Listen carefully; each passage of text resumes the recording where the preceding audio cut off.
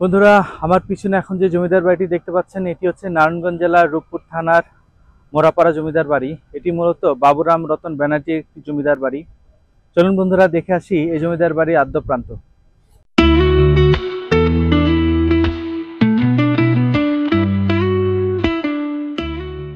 শত বছর আগেও স্থানটিতে হাতি ঘোড়ার পদচারণা যেন নিত্যদিনের ঘটনা ছিল। আর অন্যদিকে রাজা ও সৈন্য সামন্তের ব্যস্ততায় মুখরিত থাকত পুরো জমিদার বাড়ি এলাকাটি। এখন এখানে ঘোড়াও নেই, হাতিও নেই, প্রজা সৈন্য সামন্তের ব্যস্ততাও নেই, রয়েছে শুধু তাদের রেখে যাওয়া কিছু স্মৃতিচিহ্ন।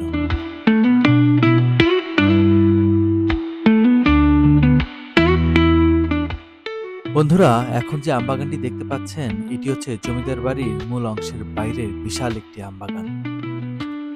নির্যাতিত জমিদারি শাসন ব্যবস্থার আড়ালে তারা কতটা প্রকৃতি প্রেমিক ছিলেন তারই সাক্ষ্য দিচ্ছে এই আমবাগানটি।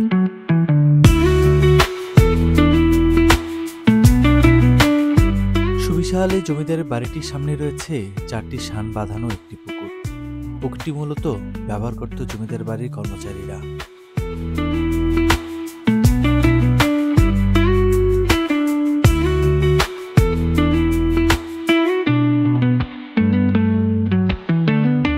পুকুরটির ঠিক সামনেই রয়েছে একটি বিশাল মাঠ এবং তারপরেই রয়েছে দুটি শিব মন্দির।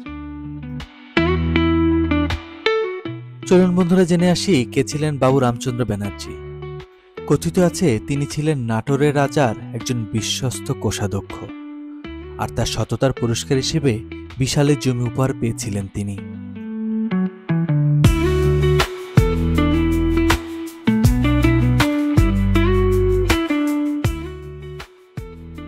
বাবু রামরতন ব্যানার্জির সর্বশেষ উত্তরাধিকারী ছিলেন জগদীশচন্দ্র ব্যানার্জি এবং অসন্তোষচন্দ্র ব্যানার্জি।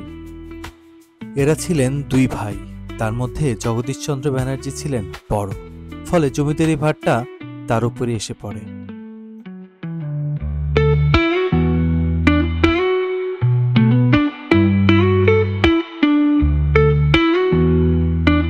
বন্ধুরা, এখন যে ভবনটি দেখতে পাচ্ছেন, এটি হচ্ছে বাবু রামচন্দ্র ব্যানার্জির মূল জমিদারি ভবন।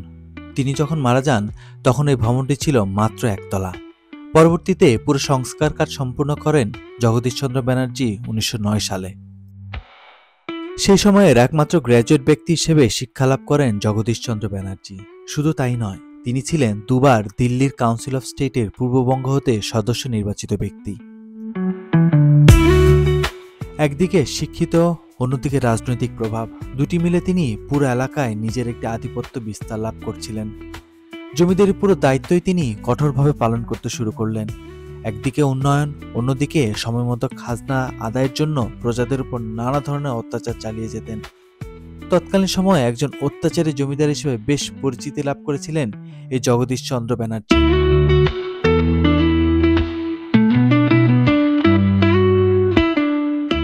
জমিদার বাড়ি এটি হচ্ছে প্রধান ফটক। এই পথ দিয়ে শত বছর আগে জগদীশচন্দ্র ব্যানার্জির পরিবারের সদস্যরা যাতায়াত করতেন, আর এই পথ দিয়ে যেতে হয় অন্দরমহলের অন্যান্য ভবনগুলোতে। তবে কলেজ বন্ধ থাকায় এই প্রধান ফটকের গেটটিও বন্ধ রাখা হয়েছে।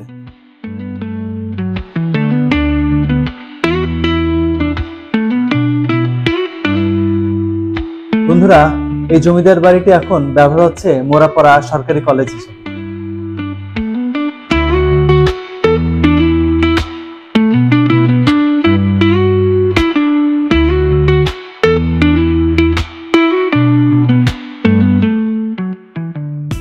1947 সালে দেশভাগের পর জগদীশচন্দ্র ব্যানার্জি চলে যান ভারতবর্ষে।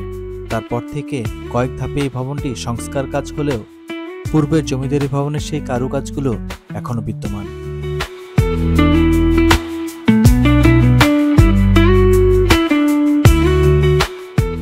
চলুন বন্ধুরা, এবার দেখে আসি এই ভবনের পেছনের অংশটি। জমিদার বাড়ির ভেতর দিয়ে অন্দরমহলের ভবনগুলোতে যাওয়ার রাস্তা থাকলেও তা বর্তমানে বন্ধ রয়েছে, তাই মূল ভবনের পাশ দিয়েই যেতে হলো ভবনটির পেছনের অংশটিতে।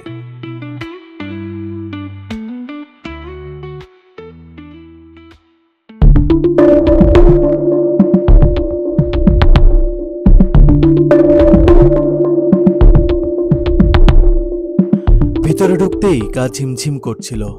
প্রথমে ভেবেছিলাম এটি মনে হয় জিনভূতের একটি বাসকেন্দ্র, কিন্তু না, ভবনটি দেখে মনে হচ্ছিল তৈরি হওয়ার পর থেকে একবারের জন্য এটি সংস্কার করা হয়নি। তাছাড়া 1990 সালে প্রত্নতত্ত্ব অধিদপ্তর কর্তৃক সংরক্ষিত এলাকা হিসেবে তালিকায় আসার পরেও শতবর্ষীয় জমিদার বাড়িটি যে সামান্যতম সংরক্ষণের পর্যায়ে নেই তা দেখেই বোঝা যাচ্ছে।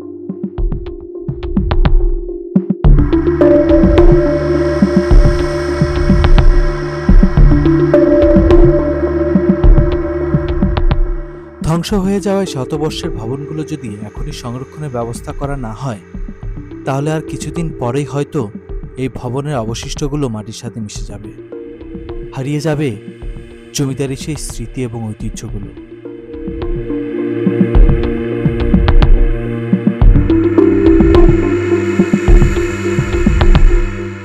কথিত আছে 1989 থেকে 1909 সালের কোন একটি সময়ে প্রতাপচন্দ্র ব্যানার্জি তথা রামরতন ব্যানার্জির নাতি এই ভবনগুলো তৈরি করেছিলেন নিজে বসবাস করার জন্য। ভবনগুলো মূলত দুটি অংশে ভাগ করে করা হয়েছে।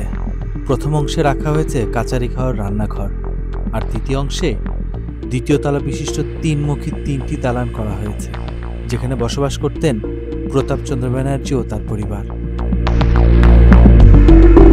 কাচারি ঘর এবং দালান ঘর পার হয়ে আরো একটু সামনে এগুলোই দেখা মিলবে অন্দরমহলের আরো একটি উঠোন। এই উঠোনে আসার বেশ কিছু দরজা রয়েছে দালানের ভেতর দিয়ে, কিন্তু নিরাপত্তার কারণে বর্তমানে তা বন্ধ করে রাখা হয়েছে।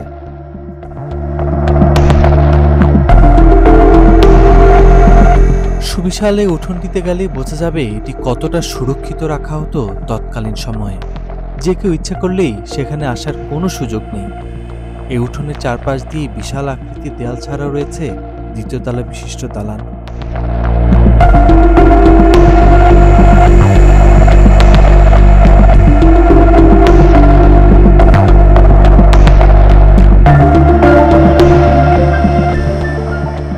বন্ধুরা, সর্বশেষ উঠোনটির পরেই রয়েছে বিশাল একটি শান বাঁধানো পুকুর ঘাট, যার চারপাশেই নিরাপত্তার জন্য করা হয়েছিল উঁচু দেয়াল। এটি মূলত জমিদার পরিবারের ব্যক্তিগত পুকুর ঘাট হিসেবে ব্যবহার করা হতো।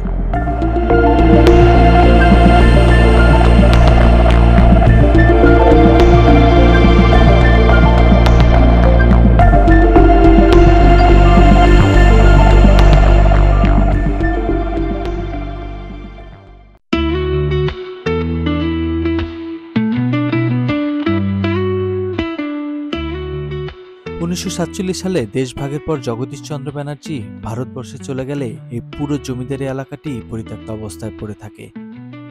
পরে পাকিস্তান সরকার এখানে কিশোর সংশোধনালয় এবং হাসপাতাল চালু করে পরের বছরই। তার বেশ কিছু বছর অতিবাহিত হওয়ার পর এই জমিদারি ভবনটি স্কুল কলেজের কাজে ব্যবহার হওয়া শুরু হয় এবং পরবর্তীতে এটি সরকারি মুরাপাড়া কলেজ নামে পরিচিতি লাভ করে।